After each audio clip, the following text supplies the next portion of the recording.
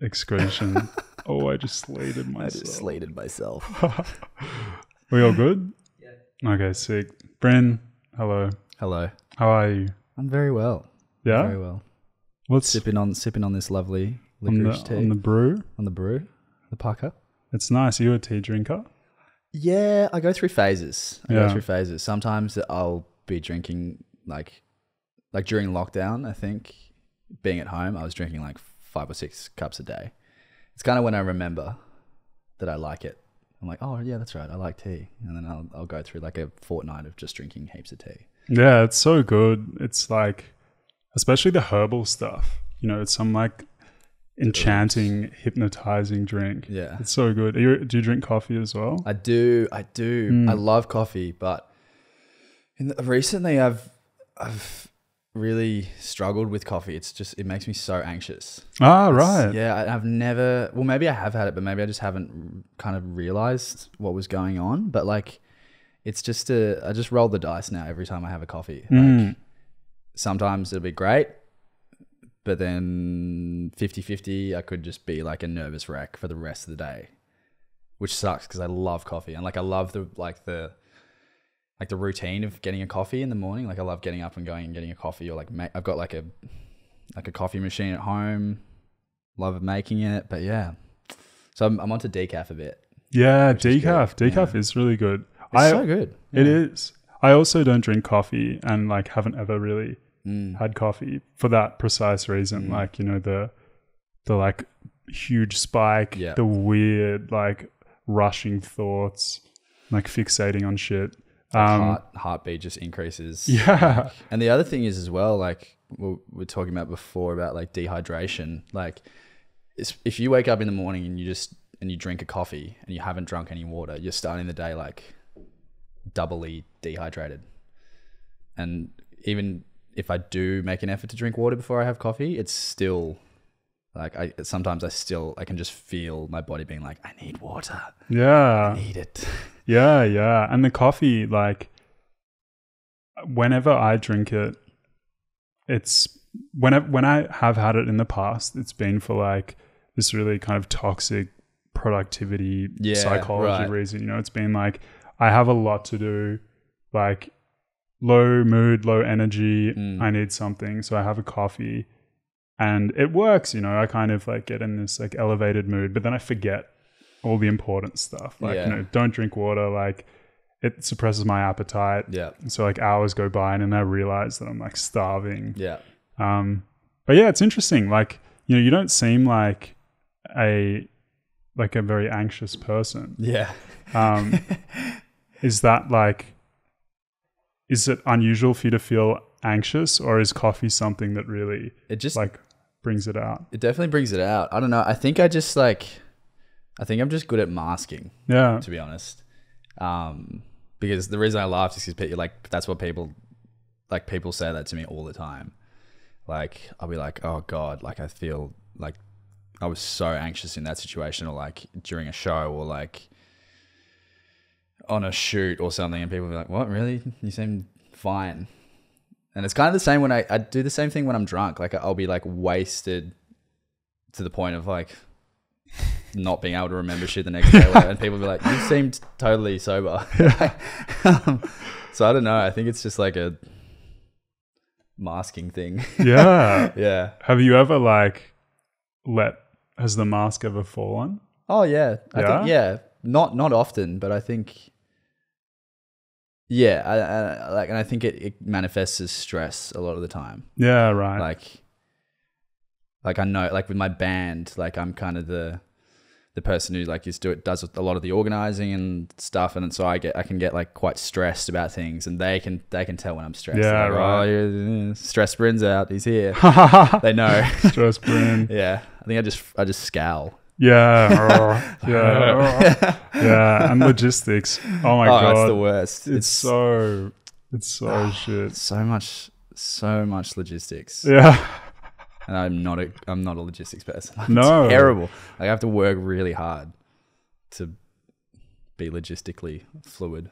Yeah. Speaking of logistics, what's your life looking like at the moment? Like, I know you just got back from the States. Finished up filming Heartbreak High a while ago now, I guess. But yeah. What are you up to at the moment? So we finished up on Heartbreak in March, actually end of February. So it's been a while. That's the funny thing that, I mean, I've never really experienced before because this is the first like big show I've done. But like that gap in between, like finishing it and then it coming out is just such a weird interim period, and you have no idea if it's going to hit or not. Like we had a good feeling, like everyone like loved working on it and everyone had a good feeling about it, but we had no idea if it was going to. So really? Yeah. Because you were saying that before about you said you listen to a lot of acting podcasts, and you mentioned an actor from Stranger Things, the DK Harbour. Harbour.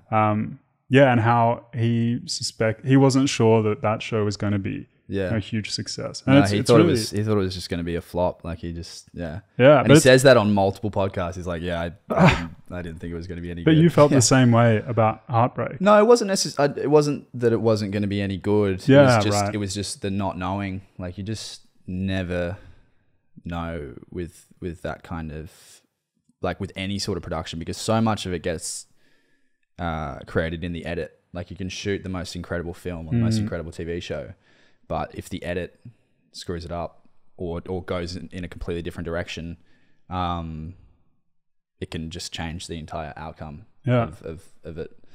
Which you hear stories a lot. That's why you get you get director's cuts, like because the director will shoot it and then the studio will edit it, and the director kind of stops being able to have a say. The studio has the final say, and the product ends up being completely different to what was intended. Which didn't happen with Heartbreak. Like there was definitely an interesting shift in tone. From what we kind of thought to where it ended up. Not a massive one, but yeah, I was gonna say, so we finished that in March, and then I did a play after that, and then went traveling for a month, and now I'm back, and I'm just kind of auditioning for stuff here and there, and doing music stuff, and surprisingly busy for not having like a job at the moment. Like my days are just like I'm just running around every which way. Wow, all sorts of stuff. Do you like this kind of nomadic moving around? I don't know, because it's very new. It's kind of new. I've been in school or like some sort of like a work or like some sort of structure. So it's kind of it's definitely like a struggle to keep some sort of routine. Like I've really discovered that as much as I didn't think I was, like I'm definitely a person who needs routine. Yeah. And structure. So trying to build that for myself has been a kind of a challenge. But I was thinking about it the other day, because I was like, I'm always like, oh God, I'm just like always running around. I'm like never, and then my mates will be like, you're always doing something. You're always like busy doing this or doing that. And like the story that I've kind of always told myself is like, oh God, like, why am I doing this? But I had a thought. I was like, but I think I actually do enjoy it. Like I do enjoy the like hecticness and like, I guess like not overcommitting, but just trying to fit in so much stuff. Yeah, I think I like being busy. Have you always been like that? Like, because, I think, people also tell me a similar thing that, I'm always like, got my fingers in too many pies, like doing too many different things. And like when I'm spending time with friends or family, they're like, dude, you're not here right now. You've kind of like spread yourself so thin across like all of these different projects and, work and study and all this kind of stuff. I guess like it's really interesting to hear that you enjoy it, because I also enjoy it, but I also don't really know, like, I don't think I know how to take care of myself if my time isn't like, completely full, or if my mind isn't like completely preoccupied with work and commitments and stuff. Yeah, and I've been wondering whether I have like some kind of like anxiety addiction, or like seriously, yeah, you know, totally, like whether totally. like I can only operate if my mind is like completely absorbed by all of these tasks and projects and stuff. So that's so interesting. Do you feel that way about your stuff? I mean, yeah, I think I've had that kind of thought, and also just like I think it's like the constant distraction as well from my mind. Like, yeah, I think it's something that I struggle with to a certain extent is spending time just with myself, just like by myself, because that's when like there's nothing in between me and my thoughts or like my brain, which is why traveling was really good, because like I met up with, like, I had mates over in New York and hung out with them a bunch, but they're also living there and like working and stuff, so I did spend a fair bit of time by myself, which I haven't really done for a while. Like when I was 18, I went traveling and I did a fair bit of travel just by myself, but obviously because of COVID and stuff, like I haven't done it for a while. And it was funny how like I remember the first day that I was just like completely by myself for the whole day, being really anxious and being like, oh, okay, who am I? And just all of this stuff just like coming into your head. But it was interesting. By the end of the trip, I was like relishing like the time alone and spending like just like I'd have someone to be like, oh, do you want to come and do this? I'd be like, oh, actually, I'm gonna go and just sit in the park by myself, or like go to a museum, or like go and walk around. Yeah. So it was cool to see like how, because I was only away for a month, but like it's cool to see that like retraining your brain in that way is definitely like possible, and it felt really good. But then as soon as you get back to Sydney and as soon as you get back to your normal life, it's like it just goes back to just like hectic. Yeah, no alone time. No alone time. It's interesting. It seems like part of what you're saying, and I also feel this way as well, is that like, yeah, you know, it's really hard to have like a kind of calm and meaningful moment with yourself when you're alone, you know? And our lives are so busy today, you know, being like a young person means like having multiple jobs, you know, social life, romantic life, like all of these different things, and like very little time spent like actually appreciating like what it feels like to be, you know, in your own body, like your own person, and being present. Yeah, and being present. Yeah. And like, yeah, I know, you know, you surf, you like, I try to like, you know, work out and stuff. You go bouldering, like, have you found that these things like allow you to be more present and I guess like more in touch with, you know, like yourself, whatever that is? Because like this thing you said, when you're traveling, you know, when you're by yourself, it's really confronting. And I'm wondering if like, maybe when you're surfing or something, you know, because you're doing an activity, maybe you're still not like fully, you know, fully there. Yeah, well, I feel like it's more like a meditation, like like surfing and bouldering as well. Not so much the gym. Like I go to the gym, but it's like I really have to push myself to do it. It's not something that I love doing. Right. Like I like how I feel afterwards. Like I like the feeling of being like tired from it, but I'm not like, fuck yeah, let's go to the gym. Let's go fucking bench something. Yeah. I have to like, okay, come on. And even while I'm there, I'm like, every part of me is just like, why don't we just go now? Why don't we just leave? You've done some stuff. Let's just leave. This is that voice. And I have to fight it to be like, no, stay and do it. You're going to feel better. But yeah, with like climbing and surfing and like I used to skate and I used to scooter as well for a long time. Sick. Until what age? I reckon like 16. Fuck yeah. Yeah, I was real into it. That's sick. But it was great. Like I met like some like lifelong friends through scooters. Like I traveled, like I went to Paris and like rode with all these like pro scooter riders and shit. Oh, like, wow. Really? Yeah, I was like really, really into it. Wow. But with all those kind of things, I think I do see them as kind of like a meditation. Like it's kind of like a mantra, but the mantra is like the trick or like the climb that you're doing where like that's just what you're keeping in your head, and it's all you can focus on in that moment. So I think that's why I really enjoy it. And the thing is, and with surfing as well, I'm like terrified of sharks.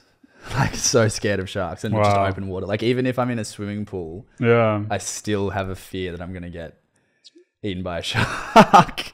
Shit. Like if I can't really be in a swimming pool by myself. Yeah.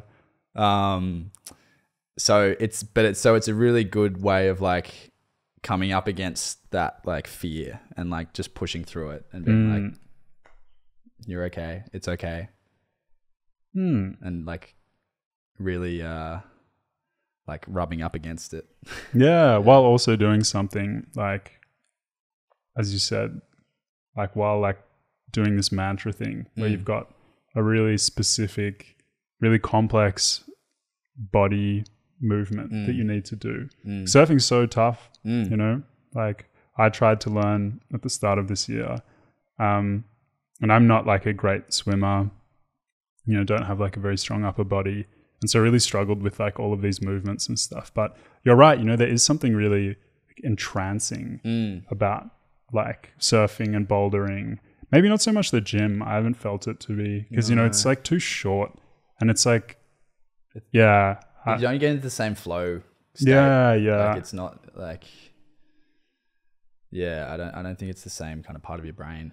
It's also like not a very pleasant environment. No. You know, like loud music, bodies everywhere, like sweaty people. Like feeling like you're just being observed. Yeah. Do you feel the same way about acting? Like, do you feel as though acting is like a kind of mantra meditation process for you as well? Like, yeah, I'm not sure if it's the same kind of process. I definitely feel like acting is like when I hit into that kind of like flow state is where I can feel like have the most fun and feel like the most free. Yeah, and I guess it's because I was saying to you before, I've wanted to be an actor since I was 8. That was when I first started acting, and I've just always known. Which in a way, I'm like it's obvious it's a really hard profession, but I'm also lucky that I have known what I wanted to do for so long. Because I have so many mates who are reaching this like mid-20s age and who are like, I don't know what the fuck I want to do with my life. So I've always wanted to do it, and I think I've always kind of been chasing that feeling of like being like, because I did a lot of mainly theatre stuff before doing film, and like just chasing that feeling of being on stage. And I think as well, it's just really freeing because, you know, you have so many like anxieties and hang-ups and like pressures and like hats that you wear like in normal life. So being able to play a character who doesn't have any of those is just like so freeing and so refreshing. Like that's what was so fun about the character in Heartbreak, is that he's just such a dickhead. Like he's just such an asshole and just speaks his mind and just like says what he thinks. Yeah. And so for me, he's like terrible at confrontation and like people pleasing and like, I guess like speaking my truth in situations. It was so fun to be able to kind of be liberated in that. Yeah. And like, you know, your personality is so far from Spider's. I hope so. Yeah. Well, you know, I don't think it takes much to see like these two really different kind of identities. And yeah, I was interested in hearing, you know, you described Spider just then as like a dickhead and an asshole. And yeah, you know, the character is a huge kind of understatement, but like a very kind of, you know, obnoxious, like whenever there's a kind of, often there's, you know, a very kind of crucial emotional moment in the show when like two characters have like resolved something. And then, you know, Spider chimes in with like, oh, get a room. Yeah. And like how, I guess one thing I wanted to ask you was whether you felt at all the kind of, dickheadness, the kind of nasty parts, annoying parts of Spider's character bleed into your own identity. Like whether, you said that you don't like confrontation too much, you're not a people pleaser, you don't speak your mind all the time. Did you feel like becoming this character who does all of these things informed like your life in any way? I mean, I think I could definitely have taken like a few small leaves like out of his book, but I'm like, there's a big thing in acting about like role bleed, or like, you and the character, and like the line between you and the character, and I've never been a big believer in it, to be honest. Like I've always just been like, do my work, know my shit, get on screen or get on stage, act, and then come off and just be like, see you later. What's up? Cool. What's happening? Like, I can understand staying if you're like in a really highly emotional scene where you need to like, because that's the thing, like you might be doing like 5 or 6 or like 10 takes of like you crying or you having a breakdown or like whatever. Like I can understand staying in the same like energy and emotional zone during that.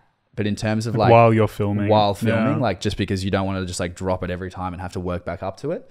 But in terms of stuff like bleeding into me, like I've never really felt that. But that being said, like I did, like, like I said, like I think I could take a few leaves out of his book in terms of just like being like speaking your mind and just like not giving a shit. And did you feel as though Spider had many redeeming qualities? Because like you said, you could take a few leaves out of his book, but like obviously, you're not going to go around like calling people names all the time and stuff. So like, for you, what did you see as kind of key or, helpful parts or kind of pleasant parts about the Spider character? Well, I think it's like there's a thing that they always talk about in drama school. It's like, you don't judge your character. Like you never, like even me saying like, oh, he's a dickhead and stuff, like the like drama school student in me was like, oh no, you shouldn't have said that. No, you have to side with him. But it's like, I don't know. I think you can say that objectively because that's his purpose in the story. Like at the end of the day, the characters are like in the story to serve a certain purpose. Yeah. And his was to antagonize and to like stir the pot and cause trouble. But yeah, that being said, to answer your question, I guess like I said, he's just like honesty and like just throwing out whatever he said, whether people liked it or not. Like I feel like he was never fishing for like anyone's approval. He would just say something and it didn't matter if he got a negative reaction or a positive reaction. He just wanted a reaction. Which I think, in a dialed down version can be good. And I think like his loyalty as well to his friends, like throughout the show. And I just think it's an interesting portrayal of like a young man, like putting on all of these like barriers and like putting up all these like facades, because he thinks he needs to be a certain way. Yeah. Which is just so common. Yeah. Like, so common. Like, and that was just in the writing. Like it was already there. Like, they did such an amazing job with all of the characters at like really fleshing them out. Yeah. And that was my favorite. I think that was my favorite part of the show.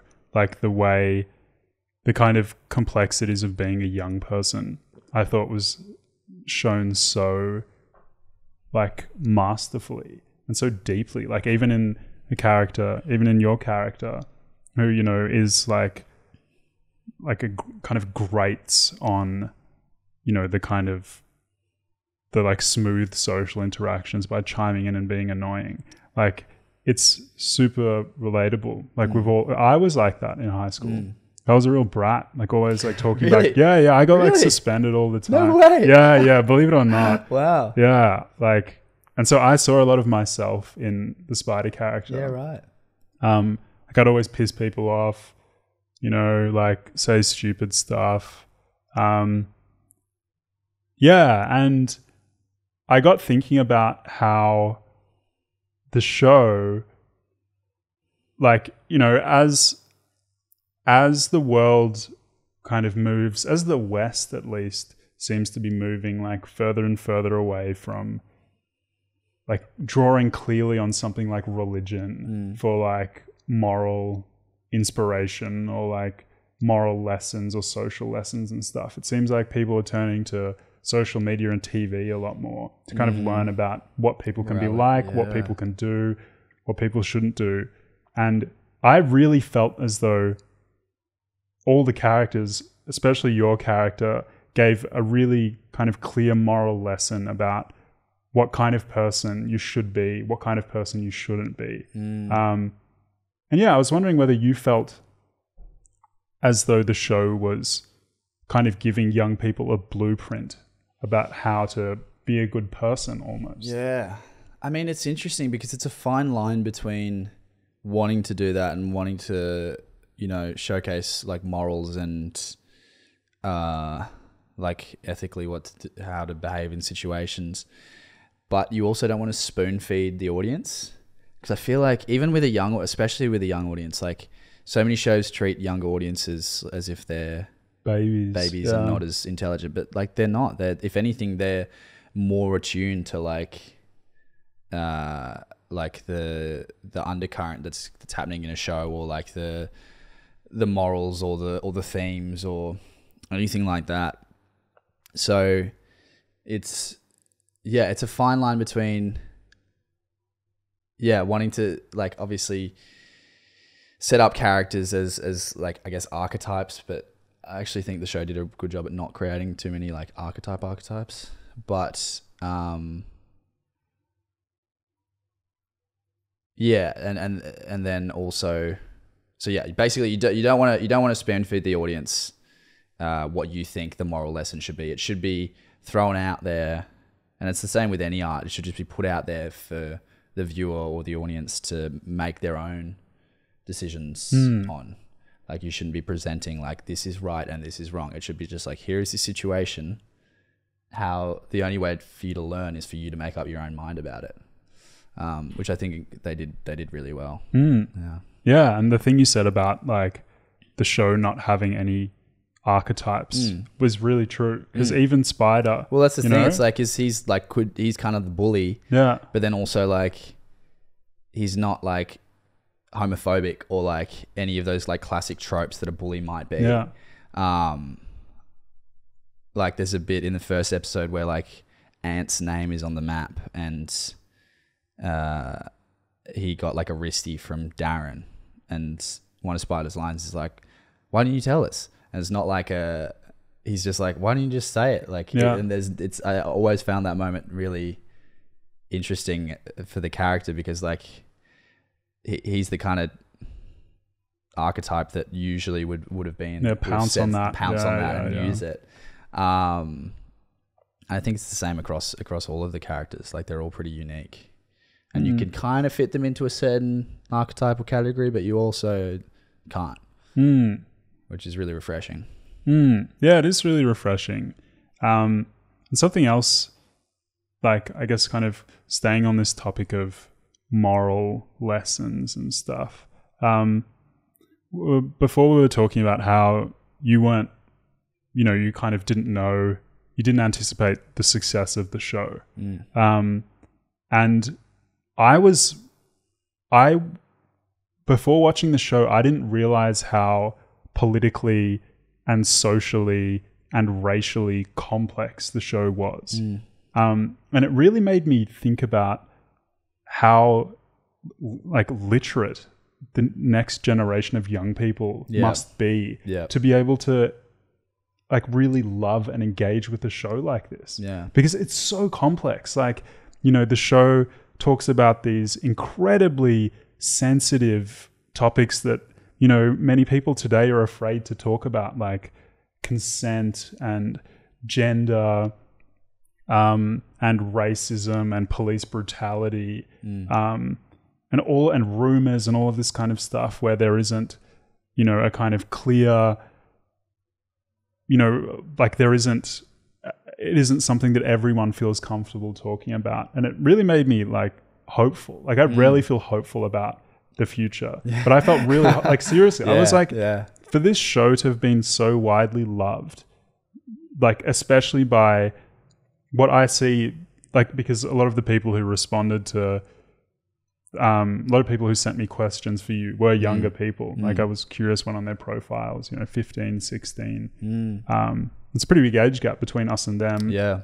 But for them to like, you know, really be enjoying a show like this and feel like it's kind of making sense to them, I was like, you know, this next generation of young people must just be so much more attuned to these conversations about, you know, race, equality, you know, building gender. A better future, gender. Yeah. Well, I think they definitely are. Like, and I think that like there's a lot of downsides to social media. But I also think that like the access that kids have these days to, I just sounded so old, kids these days. But like, like the access that they have to like information and to like to movements as well, to be like, or to communities, like even compared to when we were probably that age, like it's just grown so exponentially in the last like 5 or 6 years. And like we are really going into a different like age, and I think the society is really shifting because everything is so connected. Like, you know, fandoms can be like people from all across the world, just to make one example, or like, you know, you can be a part of like any sort of subculture where like, say 20 years ago or 15 years ago, the only way you'd know about it is like maybe through like a, what are they called? Like a chat, not a chat room, like a forum, or something. Yeah, or like something like that, and like to be able to access the board, like, and then you'd like be in that community like that. Whereas now it's just like you can click on a hashtag and it's like boom, oh, there's someone else who likes this thing, and then there's someone else who feels this way or identifies the same way as I do, and so everyone is just so much more interconnected, which I think is one of the upsides of social media, I guess. But especially for like the next generation coming through. Yeah. And it just makes them so much more aware of things. Like if something happens, people know immedially. Like it's not like it takes a day or 2 days for it to come across to instant. us. Like it's like instant. And it also just reflects to kids or to young adults like how they can exist in the world, and seeing themselves reflected like with a character, like a non-binary character like Darren, or like an autistic character like Quinny, played by James and Chloe. It just opens up this world for young adults going, oh, that's me, that's how I feel and that's how I identify. And it just I feel like it would give them strength and like the ability to be like, okay, cool, like I can do that as well. Yeah, it's okay. Yeah, it's okay for me to like, for me not to be how everything is telling me to be. Yeah. It's amazing. Like I've got a friend who teaches, and he teaches, I think, like young kids, like under 10 or something. And there's like they all ask each other their pronouns in class, and like, yeah, it's amazing. It's just like in Sydney. Yeah. Wow. In like outside of like extracurricular, not school, but yeah, it's the shift is, it's already happening, but it's going to be amazing to see what happens in the next kind of 5 or 10 years. Yeah. Especially when those kids start to get into positions of power. Yeah. Like, which is already happening. But, it's going to be, I think it'll be an amazing shift. I hope it'll be an amazing shift. Yeah. And did you feel, because one of the most beautiful parts of the show for me was the kind of racial and ethnic diversity of the cast. You know, like there are people of color, like most of the main characters, you know, are brown, South Asian, Southeast Asian. You know, there's such a true reflection of like you know, what Australian cities are actually like. You know, they aren't these, you know, exclusively white places. And it got me thinking about your character, like, you know, a white male who is kind of typecasted as the annoying asshole. Yeah. I thought it was token white guy. Yeah, the token white guy. And I wondered, like, what you felt the role of having an annoying white character was. Because it's, you know, it's really inverting, like, the racial criticism that historically has put people of color as the kind of, you know, uncivilized, you know, like, annoying outside character. But in this show, it did that with a white man. Yeah.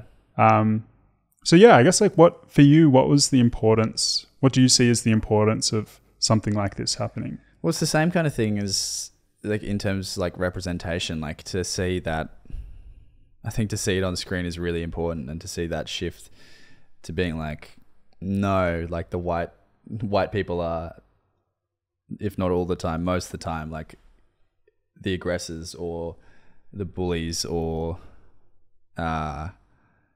disruptors.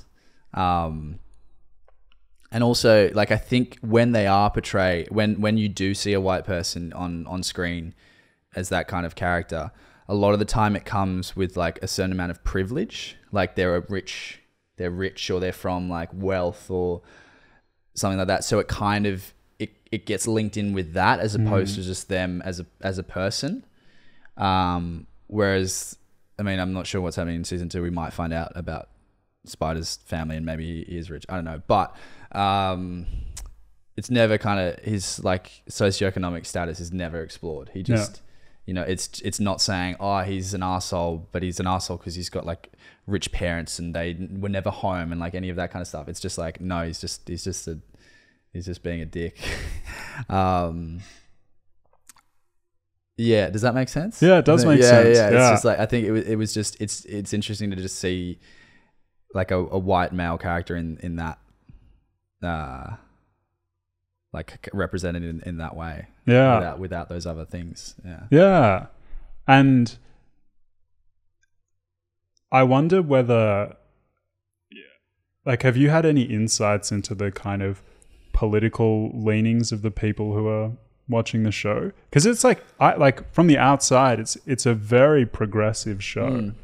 And I wonder whether, like, you know, kind of people, more conservative people, would be frustrated, you know, with the depiction of, like, oh, like, look, you know, the straight white guy, like, what an arsehole. Copying it again. Yeah, copying it again, you know, like, have you got many insights into this, like, area? To be honest, I haven't. Like, in terms of, like, the feedback or, like, messages I get, like, they're all, like, I've yet to get one that has really kind of floored me and has made me, like, feel a certain way. Yeah. Like, they've all been so lovely and really nice feedback. But I know that other cast members have copped a lot of flack from people being like, bloody PC, like, political agenda, blah, blah, blah. And, like, I know that the writers have. And oh, really? Yeah, for sure.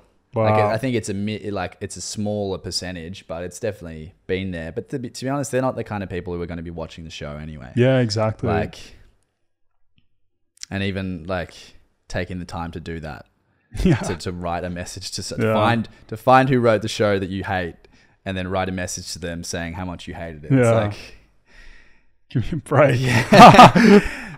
Why do you care so much seriously about something you don't like? But to be honest, it hasn't actually been. I was surprised. I thought I'd cop way more flack. Really? But I think that like, people obviously don't love Spider. There are certain people, like, who you know, see, like, the redemption and stuff. But, like, I think for the most part, everyone's separated the character and me, and which has been really nice. Yeah, and how has your life changed since the show? Like, because you said before we were on mic, you said that it's your first, like, big commercial gig. How's your life changed? I went away like the week after the show came out, so it was still kind of just getting a bit of momentum, and then it kind of got bigger while I was in the States, which was really interesting because like I started getting recognized in New York, which was insane. Yeah, and like I'd get messages from people being like, "Hey, I was just sitting next to you on the subway, but I was too nervous to say anything." Whoa. Yeah, so that was a strange kind of thing to happen. And then coming back to Australia, it's just been even more hectic. Like I can't, like everywhere I go, like it'll either be someone will say something, or I'll just see someone will just be like double take, or we'll just be staring. Or every interaction I have is like so lovely, and everyone's like, "We love the show. Like it was so like it really touched us," or whatever the reaction was. But it's definitely kind of amplified a bit of anxiety for me, like feeling like I'm being watched or observed, or like I was just listening to your episode with Abby Chatfield, and it was interesting hearing. I mean, obviously she's on a much bigger scale with the following that she has, but like.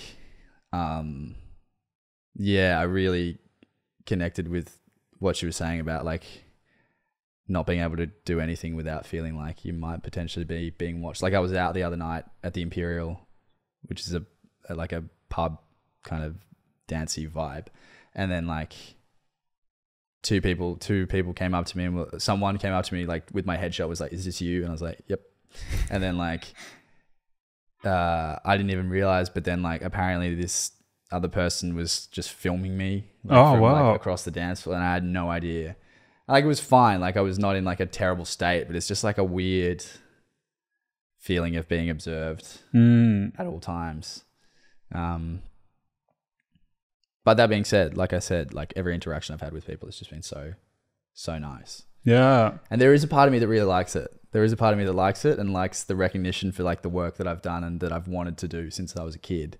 But then there's another part of me that's like, I want to hide. Yeah. Yeah. Yeah, you want to be... The duality of it is very interesting. Yeah. And what are your ambitions around fame? Because what you're describing is the experience of a famous person. Inner West micro celebrity. Oh, well, obviously not, because in New York, you know? Yeah, that's true. Yeah, that's true. International macro celebrity.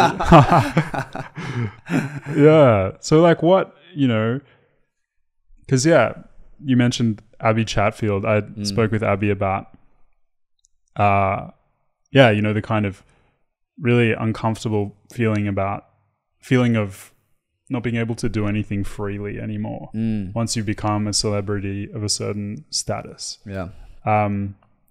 Because there are eyes and cameras, you know, you're being filmed. Yeah. That's or even what I film. Like I've had a few instances where I've put something up and then like of like a friend or like whatever, and then nothing terrible's happened, but it's just, I've been in situations where I've been like, oh wow, I actually need to think about what I'm putting, like posting on like a story or whatever. Like I can't just kind of be like, bleh. Like it's, I actually need to kind of monitor what I'm doing. It's cool that you still have autonomy to do that. You know, you don't have someone like breathing down your neck, being like, "Don't post." Yeah, no, I have a very mixed relationship with social media. Like I'm so addicted to it. There's no denying that I'm addicted to it, but I hate it. Yeah. There's a great book called Stolen Focus by Johan Hari. Have you read it? No, I haven't. It's just about how our focus and our attention span is just like completely being cut away, living in the society that we live in. And it talks a lot about Instagram and a lot about social media and how they're literally building it to keep you addicted and to keep you hooked on it, because that's how they make money. But it talks about like all sorts of different factors as well, like, you know, just like even like living in a city and the amount of noise and the amount of stimulation, like visually, like the amount of stimulation and like sleep and diet and all of these things that are just contributing to us having like a far more restricted attention span. And I can definitely track, like, I think it was probably, I was like 16 or maybe 15 when Instagram kind of came out and became a thing, and like, or like Snapchat as well. Like I can pinpoint when I like stopped reading books as much as I used to when like social media became way more of a thing, and my attention span started to get affected. And now like I still like, I love reading books, but it's so much more of an effort to do it than it used to be. Yeah, I'm the exact same. I wonder whether there are many people our age, or whether there are any people like who have a smartphone who haven't had this experience of like complete, almost like brainwashing, you know, like, it totally is brainwashing, 100%. Being hooked so deeply by these apps and stuff. Yeah. Yeah, and like on social media, have you, because I guess,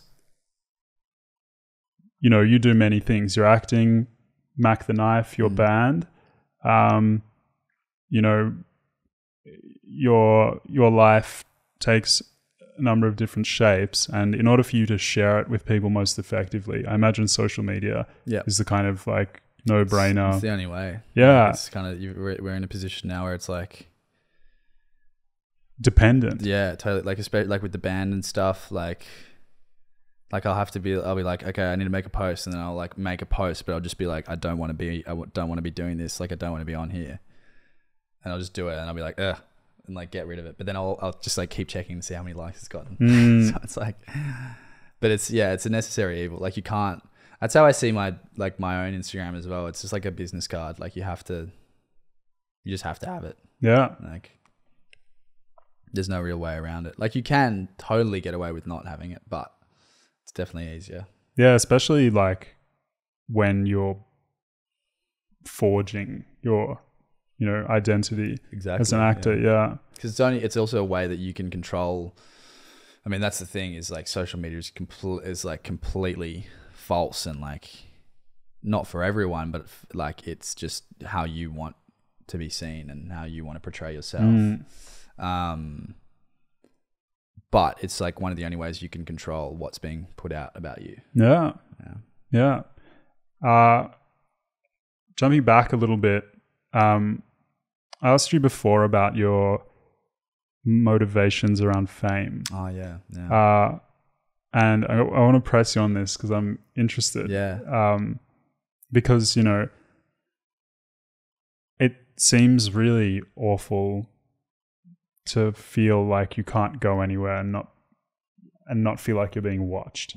That, like, I imagine for many people that would be a real nightmare. And also what I imagine a lot of people feel anyway, like, you know, self-consciousness, this kind of thing, like trying not to stand out when you're in public and stuff. I think this is like a big part of the anxious mind. But going back to fame, do you like, is it, because I guess, you know, I guess depending on your definition of success, to be famous, to be successful requires being famous. So yeah, what are your ambitions around success, and kind of like, where do you hope to be as an actor? I don't have any ambitions in terms of fame. Like I don't want to be a celebrity, or I don't want to be famous or anything like that. I just want to be in a position where I can do the work that I really want to do and that I really care about. Like the dream would be to get to a level where I can get sent projects and I can go, cool, I really want to work on this, or I really want to work on that, or produce my own work, or like, for me, it's about the work and the access that fame or like being well known can give to that.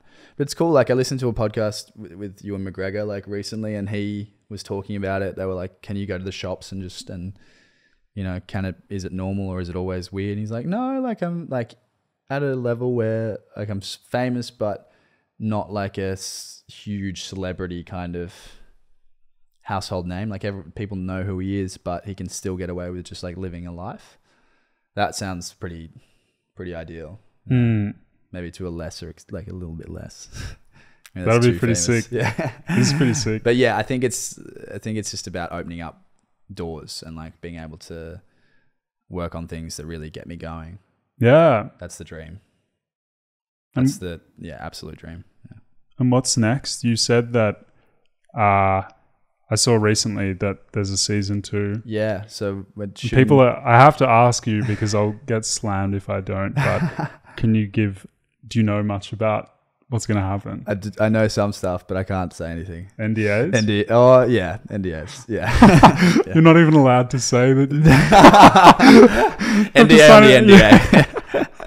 Yeah, no, I can't give it away. But you don't want to give it away. You need the anticipation. Otherwise, it's no fun. Yeah, but there's some great stuff. There's some really cool stuff. Very exciting stuff that they have. I think they were able to kind of like get the vibes in the first season of what the tone of the show is, and now that they've got it, like it's all of the ideas that the writing team that the few that I have heard are really, really fun. Really fun. Sick. So that's going to be something you're working on? Next year. Next year? Yeah. So and what else? It's a while away. What else is going on? Just auditioning for projects. Like it's kind of at a time of the year where everything's just getting a bit quieter. But there's some cool stuff happening. It's interesting. Like I said, this is the first time I've been on a project of this kind of scale. And so it's interesting learning about how like the contracts work and stuff for being on a show like this. Like, so I'm contracted for 3 seasons. So Heartbreak is like my first contract and takes obligation over anything else. So for the moment, as long as Heartbreak's going, if anything clashes with that, then I can't do it essentially. So Heartbreak takes priority, which is great. Like, and it's brilliant to be able to be working, but it's just been an interesting thing to learn how it works. So it's just going to be trying to find like I'd love to get onto something else before we start, but the reality of like something happening to be filmed between January and whenever we're meant to be shooting next year is slim, but you never know. But just like more music stuff. We've recorded an EP, and so we just put out the first single, Labour in Vain, like a month or so ago, and then we'll put out another single early next year. And I'm also writing a project with a friend, and so we want to try and get that kind of finished off. It's been like in the process for a long, long time, so we need to just like sit down, and every time we meet up, we're like, we need to finish the show. What's the show about? It's about drama school. Ah, sick. Yeah, so it's about a student at drama school, which every person who goes to drama school has the same idea. So we're also like, we need to do it before someone else does it. But I think it's got legs. I think it's good. Are you going to be acting in it? Probably. I'd love to, probably, but maybe not. I'm not sure. I mean, you call the shots, right? Yeah, exactly. It's your show. That'd be the dream, but I mean, maybe by the time we finish it or it gets up, we'd be too old. So. Oh, shut up. Yeah, so that's kind of my main things, and then just I want to do some more classes and stuff as well. Like I just acting love stuff. Yeah, acting stuff. Like I just love learning about it, and like love learning different people's approaches and what works for you and what doesn't work, and yeah. Like I said, just keeping busy. Do you have any favorite TV shows? Ooh, this year The Bear has been like a massive standout. Like I loved that show. Like from the cinematography to the acting to like the edit to like the grade of it, like it's just like phenomenal. And then Succession is coming out as well soon. Which is so exciting. Wow, I just finished season 2. Oh my God. Yeah. So good. Oh, it's just brilliant. It's just so like Shakespearean. Yeah. Like, well, Brian Cox was a Shakespeare actor. Shakespeare actor. Yeah. They're all brilliant actors. So yeah, I'm really excited for that. Wow. They're two. What did you think as a first time viewer of Succession? Of Succession. Yeah. I mean, like, I don't think I've ever seen such like wicked human behavior before. Yeah. Like, you know, the backstabbing and like the total pursuit of power and control is like yeah, you know, it really made me like afraid of like what happens at that high level. At that high level. Totally. You know? And because you watch it and you're like, this can't be true, but like it is. There's no way it's not. Yeah. It's probably to a worse extent. Yeah, seriously. Like imagine all the stuff that is hush and, you know, so much behind closed doors, burnt documents. Oh no, like, you know, the file cabinet flooded. Yeah, we lost the USB or whatever. Shit. Yeah. There would be so much. Yeah. Now we're getting into conspiracy theories. Are you into them? I don't know. I'm not like into them, but I definitely have like the like I just know there's like shit going on that we don't know about and we're not aware of, or that we only get fed like a certain amount. Like, yeah, right. Like with all the like the Epstein stuff that happened, like I remember watching the doco about it and stuff, and my main takeaway from it, the biggest thought that I had was like, well, this is the one that has been caught and that we're allowed to, you know, hear about allowed, but like that we're being marked, like sold or whatever. But the amount of like similar shit that would be happening that we don't know about is just like insane. Yeah. And it's really like, yeah, the Epstein stuff is, you know, so dark. But the kind of, you know, his web, like the people he's connected to, you know, like the royal family, all these celebrities in his plane, you know, Trump, like crazy. Yeah. I went to see, do you know a band called Idols? No, I don't. They're like this British punk band. They're fucking great, but they're very anti like monarchy and stuff. And I went to see them last week. And they're in Sydney. They're in Sydney. Yeah, sick. It was you should have a listen to them. They're really like the album that is my favorite is called Joy is an Act of Resistance, and it kind of talks about toxic masculinity and like class division and like I guess social media or like media in general. Like it's an amazing punk album. Like it's phenomenal. But yeah, at their gig, like the lead singer was like, on the count of 3, everyone say "fuck the king," and then the whole audience was just like "fuck the king," and then he's just like bunch of pedos. I was like, whoa, huge. It was pretty huge. Yeah, especially it's so recently after the Queen's death. But yeah, I was like, it's pretty punk. Whoa, yeah. What's like, are you kind of driven by or impacted by the like punk political psychology much? Not so much, like not politically, I don't think. Like I find it hard to like stand on a soapbox and talk about politics in that way. Most of my writing is like from like my own introspection and like my own like mental health or like depression or like anxiety or like interactions that I have or so it's kind of more like a social commentary as opposed to like political, I guess. Yeah. And what's been your experience of your mental health post show, or just like in general? Yeah, in general, but also post show. Yeah. Like, did you feel much of a kind of like as the show was taking off? Did you feel, you know, a big kind of boost and then a crash, or like what? Yeah, it was definitely like a roller coaster, like the high, like the anxiety of it coming out.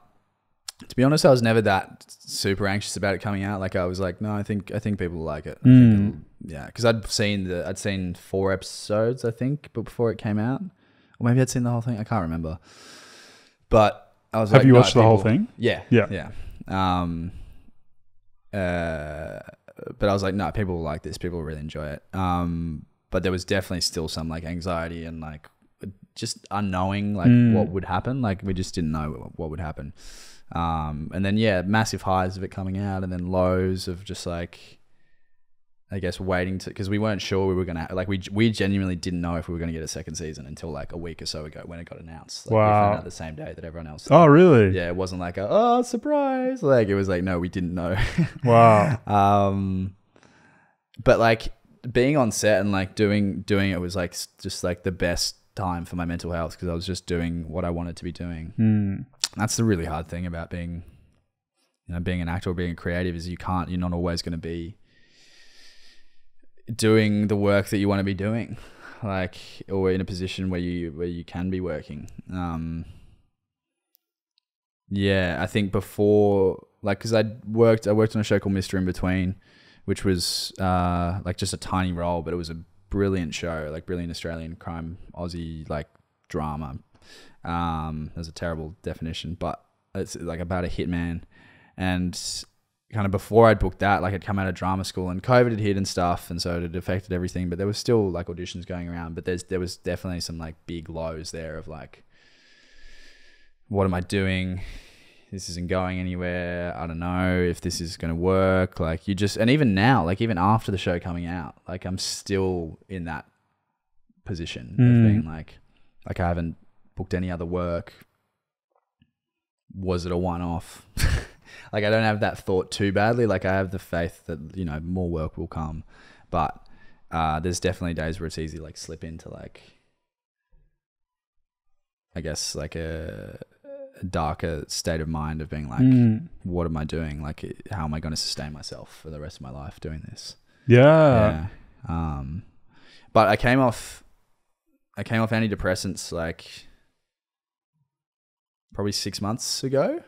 And I'd been on them for like 2 or 3 years.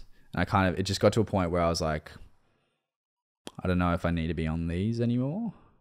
So I think I think I was coming off them when I was on the show. So maybe it was longer than 6 months. But like, that was really good as well. Like the kind of the clarity that I was able to find after, like it was hard weaning off them. But once I was off them, like being able to cry again and like just feel like, cause like obviously an antidepressant just keeps you within the, like stops you from spiking and stops you from getting the lows and just keeps you within the, like the brackets of feeling like okay. But like I kind of like loved the feeling the like the highs and the lows, like having that come back.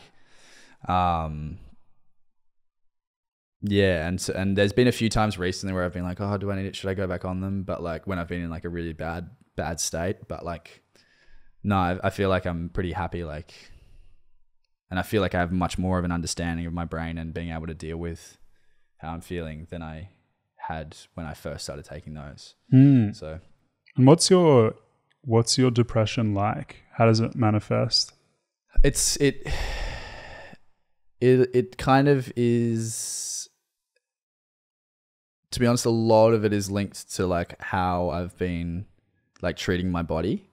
Like if I've been going out and having like late nights, or if I haven't been getting much sleep, or if I've been eating like shit or whatever, like it'll come through and it'll just like hit me like a train. Like, and it's kind of like a real mix of depression and anxiety of like, you're never going to get to this. And then like the anxiety of feeling that, of feeling like you're never going to be able to get to where you want. And it's just also depression around like self, like my sense of self and like who I am as a person and like self-love. And like I get a lot of like self, like loathing, or like not hatred is a strong word, but like those kind of feelings, I guess. But again, with the mask thing, like I feel like I'm good at like putting on the mask of being okay. Which is sad, because it's sad that it has to be masked exactly in order for, you know, to participate in society. Because it's hard to like, you know, as you know, like a big part of my life has been depression and anxiety. Something I'm always thinking about and talking about. And, you know, in order to do stuff, like in order to record this interview, in order to like, you know, take things seriously, work hard, it really requires like silencing a huge part of who I am, which is this kind of anxious and depressed person. And And yeah, it's really interesting hearing you speak about antidepressants as this kind of thing that really narrows like the scope of your emotions, like dulls the highs, dulls the lows, and you just kind of exist in this weird spectrum. Yeah, and I guess I'd like to know more about this kind of like self-loathing that you described, because this is something that I feel really deeply as well. And I often feel it in response to thoughts about like my work. Yeah. Like, you know, am I doing what I should be doing? Am I like making good work? Do people care? You know, like, do my family care? Do I care? Like, how do I even know if I care? So yeah, what's this, I guess a big question, but what's this self-loathing like? I'm still very much like working it out with my therapist. Like, we literally had a session about it yesterday. She's like, where does it come from? And I was like, I don't, like, objectively I can look at myself and be proud of myself. And I do have moments of like self-pride and like, I guess self-love, but like it then just gets engulfed by like my critical self and like it gets just torn down. It's kind of like tall poppying, I guess, of just like, as soon as I kind of feel like I've achieved something or done something that I'm proud of, like my brain immediately is just like, no, like, don't feel like that. You can't feel like that. You haven't done as well as you think, or you haven't like, you haven't done as well as you're telling yourself that you have. So it's just like a constant battle of like of trying to feel like I can support myself, like I can be my own fan. Like even saying like be my own fan, like I really struggle like to say. It's so hard. Yeah. The self-love stuff is so hard.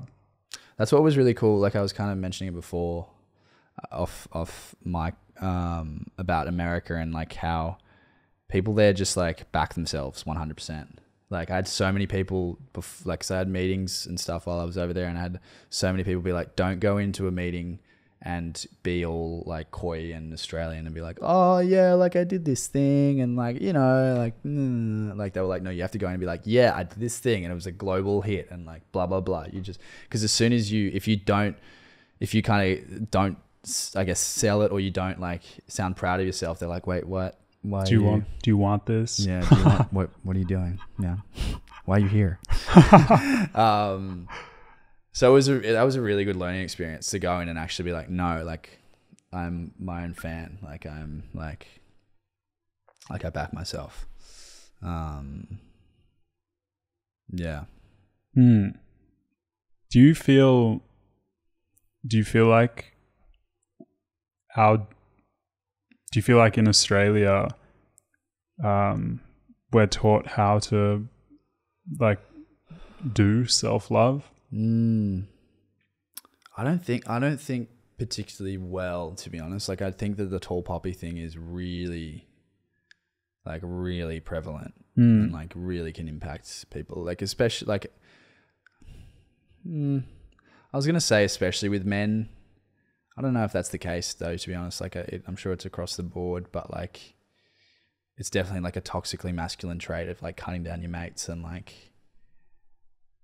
any sort of tiny kind of achievement. And it can be like, I don't think I've ever used the term microaggression, but it can be like a tiny thing, like a little micro thing of like, yeah, right, okay, sure, yeah, what, yeah, yeah, like can be tiny things like that like over time just like chip away at your self-confidence and chip away at your ability to like stand up and be like, no, this is my thing. Yeah. But I think that we are so much more aware of mental health than like past generations have been. And I think it's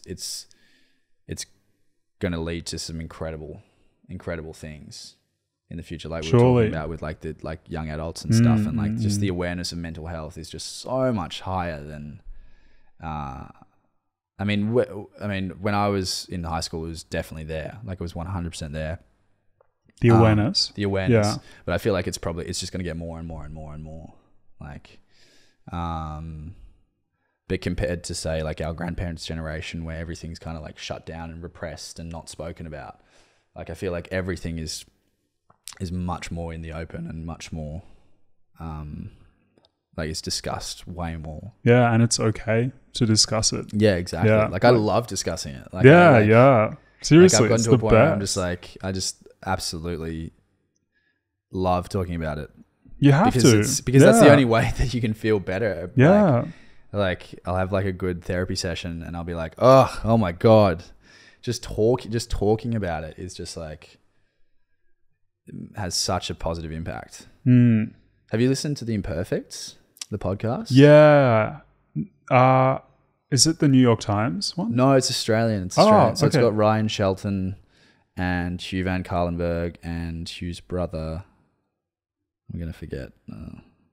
They won't hear this. But it's amazing. It's just like these three guys and they just talk to guests about mental health and anxiety and imperfection, and there's like kind of different formats that they have. Like one of them is like the Academy of Imperfection the Vulnerability House, where someone will come on and there's like a deck of cards with different things written on them, and then they'll have 3 really deep questions and they'll get to pick one of them. Like, how do you think your parents impacted your life? Or like, what's something that you're deeply, deeply ashamed of, or like something, and then they'll just speak about that. Or then they also have a segment where they get a psychologist on who will analyze something that someone has said from a past episode and like unpack it. Yeah, right. But just listening to their conversations about mental health and how open they are, and it's just so refreshing. It's just so good to listen to, especially male voices. Yeah, it's brilliant. And I've only started listening to that this year, but it's been like really eye-opening and kind of life-changing. Yeah, I'll have to check it out. Oh, it's so good. It's so good. Yeah, I bet. Yeah, and you said something really interesting just then, that like there is a real lack of like male activism with regards to certain things. Like, I think I was thinking about this earlier today. I was like, many of the kind of main social critic figures in Australia who like kind of shape, you know, the social media landscape and the opinions and do all the like incredible hard lifting, talking about gender, race, you know, politics, going on podcasts, going on YouTube, going on TV. So few of them are men. And I don't like, you know, part of me is like, male psychology is just so fucked. Like seriously, you know, it's just like, it's become this like really, it's always been this like extremely fragile thing that is hidden behind, you know, like bravado. Yeah, bravado, like, it doesn't matter, you know, like this like toxic mask stuff that's been spoken about for years. But yeah, like it's really like beautiful to be able to have a conversation with you about this, because a lot of the interviews I do where someone is very vulnerable about their own mental health, it's not a man. No. Yeah. Because, you know, fear of it affecting their work, or fear of it, you know, like kind of revealing something very private to them. But yeah, like, you know, how do you feel about like male psychology? Because, you know, it's a huge thing. And I think it's something that, you know, I'm not saying anything new here, but I think it's something that needs to be said again and again. It's something that male psychology is something that is like seems to be completely inaccessible for men. Like there is no like either you're like a Jordan Peterson fan, and you know you're like 12 rules for life. I'm going to clean my room, get shredded, like, you know, like whey protein, this vibe, or you know, like you're not that. Yeah. And like, what's the alternative? Yeah. For young men outside of like this Jordan Peterson stuff. So yeah, do you have any thoughts about this? Well, I think it's definitely changing. Like I think it is shifting. Like this podcast, The Imperfects that I was talking about I think is doing incredible work at like shifting that and like taking the stigma away from men talking about mental health, which is just it's just so broken. Like it's just such a broken thing that we're trapped in. And I feel like it can be easy to be in a bubble where, you know, men are more open about the mental health and be like, oh yeah, cool. Like, you know, it's changing and stuff. But in reality, like most of Australia or most of the world, like it's not shifting at all. But I think it comes down to like how you educate your children and like how you give them permission to be vulnerable or to exist in the world. But also it comes down to TV shows. Yeah. Like Heartbreak High gives gives you a super clear rubric for like talking about your feelings. No, totally. And shows both sides. Shows like the supportive character and the character who's being vulnerable, you know? No, exactly. But yeah, like watching like my sister, I have 2 nephews, and watching my sister bring up those 2 boys who were kind of like one's just preteen and the other one's like under 10. And it's just incredible to watch her like mother and educate them in such a beautiful and vulnerable way about like, you know, things like consent or things like anger or fear or frustration or dealing with hardship. Like, because I lived with them during lockdown last year for like 2 or 3 months, and it just gave me so much like hope and faith in the world, like seeing the way that she was bringing them up. And I don't think it's not purely based on your upbringing, your parents. You can definitely make a shift away from however you've been brought up, but I think that's a big factor. But there's no denying that like we need more people of influence speaking openly about mental health and about especially men's mental health and male vulnerability.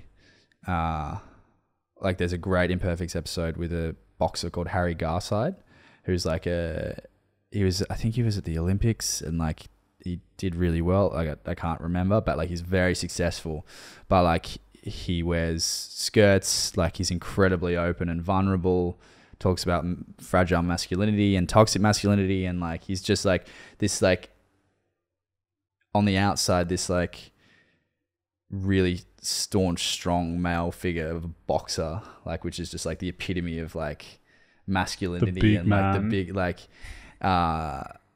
shredded, but like he's just like so open and so vulnerable.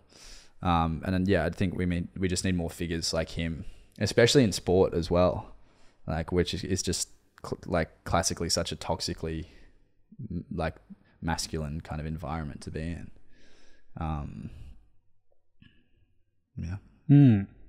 Well, hey, I think we've chatted for a while. It's been beautiful. Yeah, it's been a lot of fun. So lovely. Yeah, thank you so much for having me on. Hey, thank you for chatting with me, Bryn. And yeah, I think like what advice? Last thing, short though. Yeah. What advice do you have for like a lost young person?